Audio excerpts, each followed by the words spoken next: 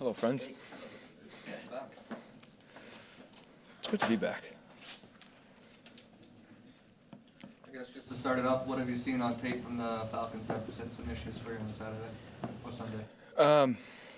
Obviously, some personnel changes. Haven't seen a lot of tape of Leonard Floyd with them, but we know who he is. Great player. Obviously, they spent some early picks on edge rushers as well. Just some change in the secondary. So obviously, A.J. Terrell's still there. Great player. Jesse Bates, ball hawk, game changer guy. And Divine Diablo, a new guy on the interior linebacker level for them. Some younger DBs that are going to play. So just personnel-wise, trying to figure out who's going to be where without really being able to get non-preseason tape up there to prepare with. But yeah, they're flying around. Obviously, they're coached hard. Just knowing Raheem Morris, and then from talking to Hassan about Jeff, their DC. They coach those guys hard. They play hard for him, and everybody that plays for him loves him. So they're going to be flying around. Any thoughts of reaching out to Benjamin Morrison about Xavier Watts over there? Is going to be starting for safety? Yes and no. I'll let Ben prepare on his own. Big Pat Mahomes, all these other guys got to play in the preseason, and you did. How you feeling about it? I'll be all right. You good? Yeah. Defenses don't show a lot in preseason anyway, so I'll be all right. Baker, just how difficult is it entering those week 1, week 2 games where you're kind of basing some information off of last year, but obviously tinkers are going to happen early. Just what is that like entering the first game? It's a lot of over-communication, just making sure that we talk about, hey, we're expecting to get this look, but we're not in their meetings, so we can't guarantee it. So all the adjustments that could possibly happen. And that's, once you get into the week 1, you don't have a lot of practice to be able to run plays over and over again against different looks. So it's over-communicating what we can possibly do, whether it's run or pass. And so, just making sure we're all on the same page no matter what the look is. When you're in those dog days of summer and just grinding, how much are you eyeing that week 1 opponent? I know previously, Detroit was definitely on your radar because it was a team that had beaten you, but the fact that it's Atlanta in week 1, a team that swept you last year, how much were you thinking about that over the summer?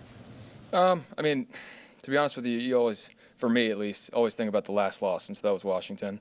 Then you hit the reset button and start looking forward to what type of team you have and trying to take it one day at a time.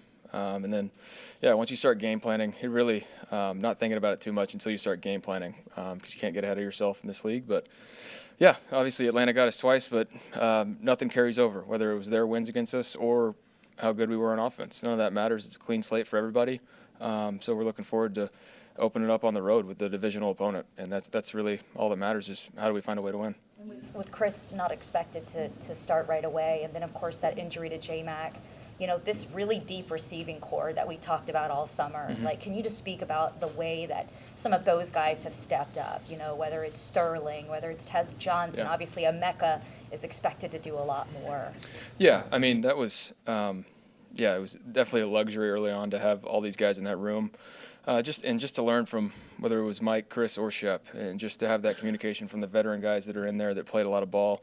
But now with J-Mac going down, which is very unfortunate, and Chris not going immediately, that's that stinks. But all those guys had to play last year, and that's if you're trying to take a silver lining out of the injuries we had last year, those guys had to step up and play in a big way. Obviously, Tez and Mac are new, but we trust them, and looking forward to them making plays for us. You're no stranger to new coordinators, for sure.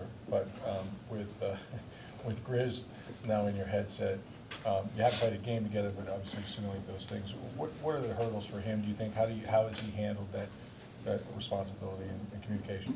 I think he's handled it great.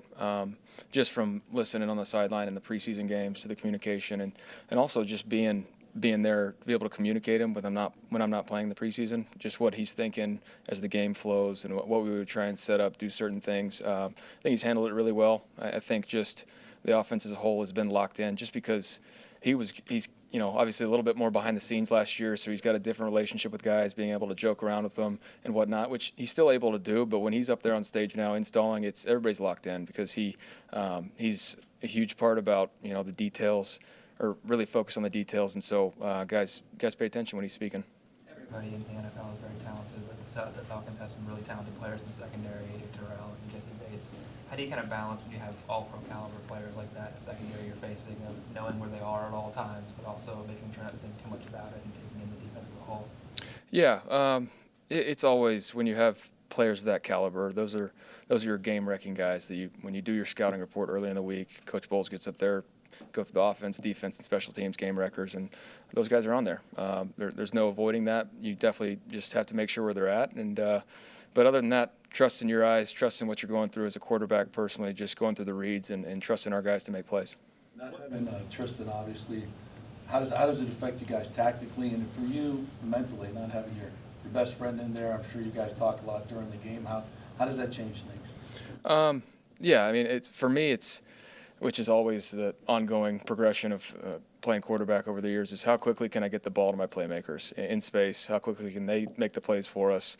And just over-communicating the looks, the timing of this play. Hey, we're going to have to hold on to it a little bit longer. It's a longer developing play. Or is it a bad look? Can I check to a screen? Can I do this and that just to get the ball out of my hands? And so for me, it's just about being efficient. And the quick game, some of that's an extension of our run game as well. So how quickly can we be efficient with that? What can you say about Tez Johnson's ability to make defenders miss? How exciting is that to watch? He's shifty. Yeah, it's really, really, really impressive. But we've told him you can make one miss on the sideline, but you better get down. You're still the smallest guy in the NFL. Baker, what was your reaction to seeing Luke get paid, and just talk about the journey he's had to get to this point?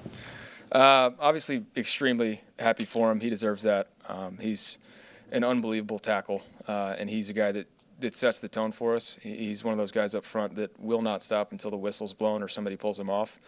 So it's great to have a guy like that in the room, and he deserves that. So really happy for him, and hopefully he can, pay off the loan for his window tent that he just got. Really? He's probably the cheapest guy I know. Versus the last couple of opening days, how is it different preparing for a division opponent you know so well? That's the other thing, when you're preparing for Atlanta, similar offense, from Zach Robinson being there and this being a similar system to what Liam installed last year. So you understand that they're going to see a lot of these looks in practice, training camp, off-season practices and whatnot. So they know us, we know them, and so it's about who executes, who does the little things right. And that's, for me, I can't imagine a better week one than on the road against an opponent that knows you, and divisional at that. What's opening day like for you? This the many years into the league, are you more jittery than normal? Do you just stick to your routine? I mean, No. You finally get to run the race, right? Yeah, it's exciting to get back out there, but just to try and enjoy it. Never take a week or one of these moments for granted. Even though it's going into year 8, this is still getting to live out a dream. So how much fun can I have, and how much am I going to take advantage of the opportunity? So still enjoy it. I remember getting ready, like in warm-ups for the Kansas City game, that's when we found out that J-Mac was also going to be going down. So you're without, your top 3 receivers at that point. Being able to have to adjust on the fly like that last year and having to adjust to so many, different personnel in and out, how did that help you grow as a quarterback? It's not necessarily from a quarterback perspective, but just leadership style. Always trying to elevate the guys around you. And it doesn't matter who's in there. They have to believe in themselves to be able to go get the job done, because it's the greatest team sport for a reason. You got to have all 11 on the same page. So how can I make sure that everybody feels good about their job, what we're trying to get accomplished, and just to go do it? And in the last 2 years, you've had personal bests as far as quarterbacking. I mean, the numbers, I know you're not fixated on the numbers, but usually good things happen when you throw that many touchdowns. Just what can you do this year? What are you expecting out of yourself to where you can even top that? More wins. Case in point, more wins. Couple more, please. What can you say about Kyle Trask after spending a couple of years with him every day and him? Yeah, it's unfortunately the nature of the business, which it stinks. Got close with Kyle. I love Kyle. I thought he grew a ton just from the time when I got here to obviously he's not here anymore. But yeah, wish him the best. And you never know. This is a crazy business. You never know where you can end up. And sometimes, as I know from personal experience, you just need a fresh start. When you look around the locker room, Baker, is this the most talent you've been around since you've been a pro? Without a doubt. How is Luke so cheap? One more after Rob. Glad you brought this up. He just is. We don't gamble in the building. It's not allowed. But there's a fine system that's over the history of the NFL in the O-line room that's pretty historic. We have one not so much citizen of the O-line room that doesn't want to participate in it. So some people call it communism, anarchy, whatever you want to say. Luke's he's doing it. Baker, from a personal standpoint, you've turned into an elite quarterback here in Tampa Bay. What has this organization meant to you, being here, the way they've embraced you, the way they've allowed you to be yourself? Yeah, I mean, I've said it a bunch, but it's the truth. They've from the time I stepped foot in here, they told me to be myself, and from the journey that I've been on, the ups and downs, extremely thankful for the opportunity. And then going into getting an extension here, even more grateful for that, just to be able to spend more years here. It's just they've built such a great culture here from top down, and that's what matters. And that's allowed me to be able to step foot and just hit the ground running. So yeah, it's 2025, another opportunity to see what we can do, and it's finally here. So we'll see what happens. Thanks, guys.